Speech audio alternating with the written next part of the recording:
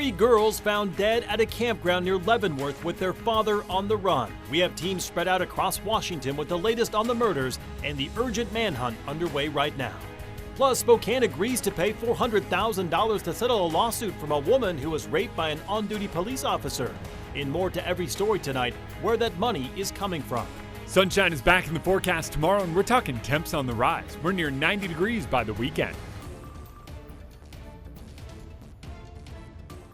Tonight we are learning the three girls reported missing in Wenatchee have been found dead. Their father, Travis Decker, is now wanted by police for their murder and is on the run. Good afternoon and thank you for joining us for KREM 2 News First at 4. I'm Mark Hanrahan. Just into our newsroom, the Chelan County prosecutor has charged Decker with 3 counts of aggravated murder and 3 counts of kidnapping.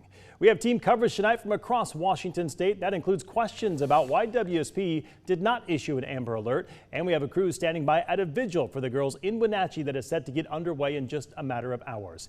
We start though with Sebastian Robertson from our Seattle sister station, who is near where police found the sister's body. He has the latest from Chelan County tonight.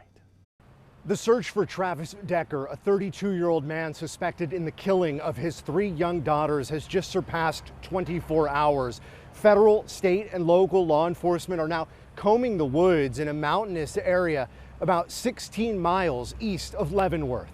3 girls, Peyton, Evelyn, and Olivia Decker, 9, 8, and 5 years old, were reported missing last weekend after their father failed to return them from a scheduled visit.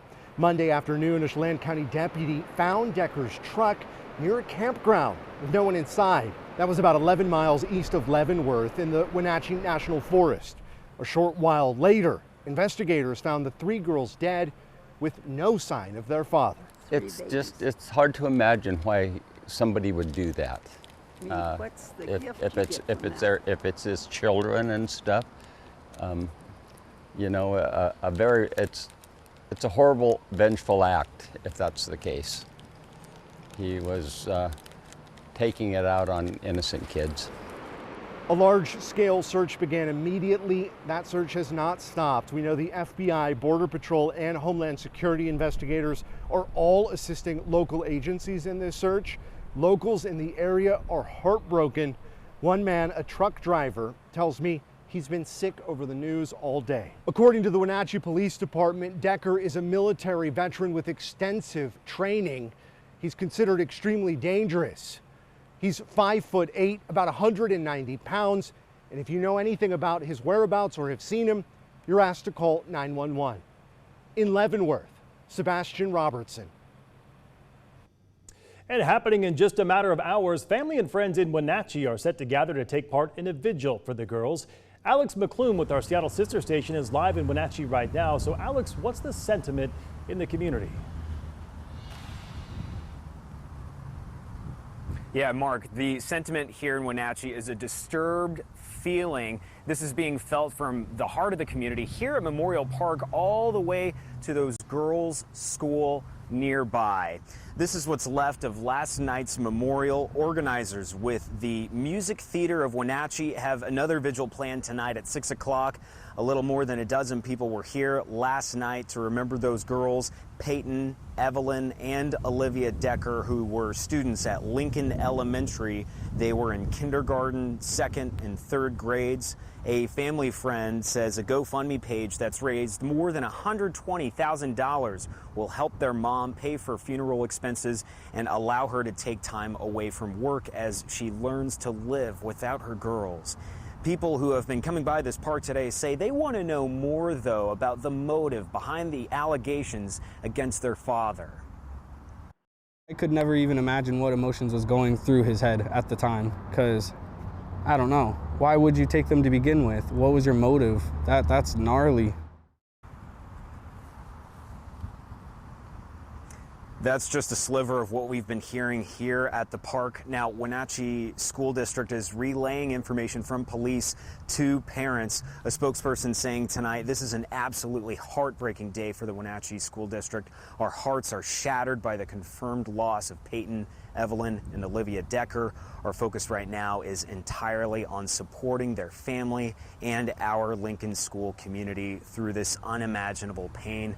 A district spokesperson tells me students and more notably staff members have been talking to counselors today. Mark? Alex, you mentioned you spoke with that family friend. Was she able to tell you how the family is doing tonight? What can you tell us? Yeah, well, we're here at the park because there is a vigil tonight. That family friend, though, says the mother understandably will not be here tonight to stand with the supporters who plan to be here tonight. Again, that family friend saying this mom is just shattered and learning that she will have to be going on with life without her daughters as local law enforcement look for that dad that took off on foot. The friends, though, message for the community from Wenatchee to Leavenworth tonight is for the public to keep an eye out for Travis Decker. Back to you. Tonight, Alex, thank you very much. In an effort to bring you more to every story following this case, one of the big questions is why did it take so long before any sort of alert was issued? KREM 2's Christian Garza live in the newsroom tonight with more on what Washington State Patrol takes into consideration before sending out an alert. Christian?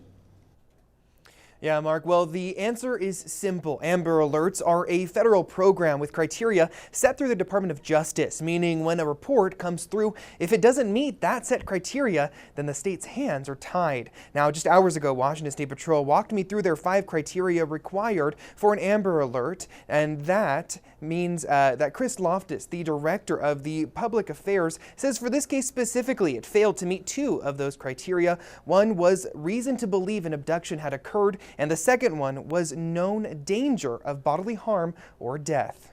Great evil befell these little girls, and so anyone who assumed differently was in error. But we had no reason to assume differently. And if we start assuming that every time a custodial parent is late bringing a child home, that there's an abduction or there's possible homicide afoot, we're going to be sounding so many alerts that they become noise very quickly, and they don't become the signal that we needed them to be.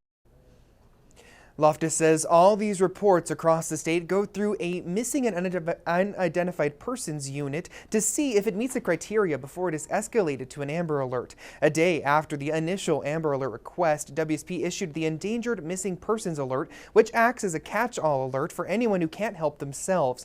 Now, the main difference between the Amber Alert and the EMPA is that the EMPA won't send those ringing mass notifications. Loftus says so far this year there have been 3 Amber Alerts and 16 EMPAs. The manhunt for the girl's father, Travis Decker, is still underway. We'll be sure to update you with more information when it becomes available. In the newsroom, Christian Garza, KREM 2 News. Christian, thank you very much. And we will continue to track the latest developments in this case as law enforcement searches for the father, Travis Decker. We'll make sure to pass along any information to you on the air or on KREM.com, also on our streaming app, KREM 2 Plus. All right, let's switch gears and turn to your forecast on this Tuesday with Chief Meteorologist Jeremy Legoo. He is in the Outdoor Weather Center at this hour. And Jeremy, our beautiful weather continues today. Yeah, it definitely does. Today we did see a little bit of cloud cover move through, and that kept our temperatures just slightly cooler. We did make it into the 70s, and we've been hovering pretty close to 70 for a while, but with that cloud cover, we just didn't quite get that jump up to about that 76 we were forecasting yesterday. Somewhere around 73 is likely where we top out today, and it's pretty close to that across much of the region. You can see in North Idaho where that deck of clouds is still moving through. It's a partly cloudy situation, but even then, you're just slightly cooler. 73 up in Deer Park and 80s out in central Washington. Quite a bit warmer as that moves by, and all that's just kind of teaming in from the north. A couple of stray raindrops coming out of a few of those clouds, and we knew this would be the case, just thought it would be a little bit farther out to the east. We're pulling in a little bit of a drier air mass, and what that means for us is that we are going to see more sunshine in the days to come. A lot more. Today wound up a little bit cloudier. Tomorrow we'll start out warmer, a little bit closer to 50 degrees for our overnight low, and that means by tomorrow afternoon with all of that sunshine, we are going to climb up into the mid-70s pretty widespread. 80s out in central Washington, and that's just the start of it. We've talked a lot about this the past couple of days. 77 tomorrow, 81 on Thursday, 84 on Friday, and I went ahead and bumped us up even more this weekend. Remember yesterday we talked about the possibility of more clouds on Friday? I think we lead toward more sun, and that means as we head into the weekend, our temperatures likely trend a little warmer, and that could very well be our first 90-degree high of the year. Mark? All right, sounds good, Jeremy. Thank you very much. New this afternoon, we are learning more about a $400,000 settlement the city of Spokane agreed to pay to a woman who was raped by an on-duty police officer. City Council signed off on that settlement just last night.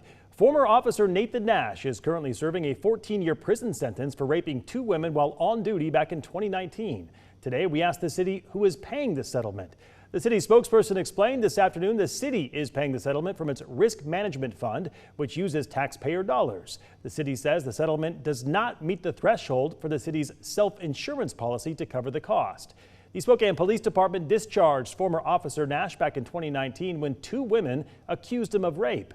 In 2022, a jury found Nash guilty of 2nd and 3rd degree rape. Since then, Spokane has agreed to pay both women to settle the lawsuits filed against the city. This afternoon, Spokane Police shared a statement which reads in part, quote, "This type of conduct is unacceptable and discredits the professionalism and exemplary public service demonstrated by our officers on a daily basis." You can read that full statement right now by heading to our website. That's KREM.com. A judge has dismissed a defamation lawsuit against Kootenai County Sheriff Bob Norris. Penny Collinson filed that lawsuit last year, alleging that Sheriff Norris made vulgar sexual remarks about her at a candidate forum in Cataldo. The sheriff has called the claims false. According to our news partners at the Coeur d'Alene Press, a judge dismissed the case on a procedural issue, and Collinson can refile the lawsuit. A local business trying to bring the Northport community together after tragedy. How they are lending a helping hand tonight. People would ask the right questions, right? We didn't have any answers for them. But first, a first-of-its-kind database rolling out in Washington to track how often police use force. But not all law enforcement is on board yet.